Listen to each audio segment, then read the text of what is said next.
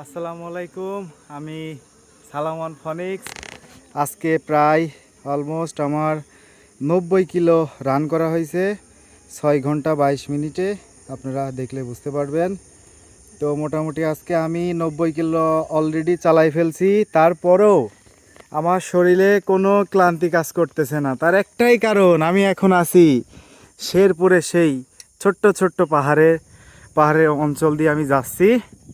এই দেখেন কি সুন্দর। আর এই যে সাইকেল তো ছাড়ছি, এই যে উঁচু, আর আমি এই যে এক নাগারে এখন চলে যাব। আবার বাদে উঁচু রাস্তা, আবার উঠবো পায়ে হেঁটে অথবা পেডেল দিয়ে। যেদিকে ছোট্ট ছোট্ট পাহাড়, এদিকে পাহাড়।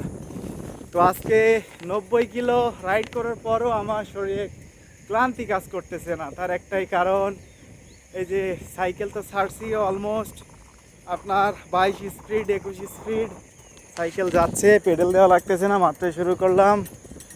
তো এই তো আর কি, খুবই ভালো লাগছে।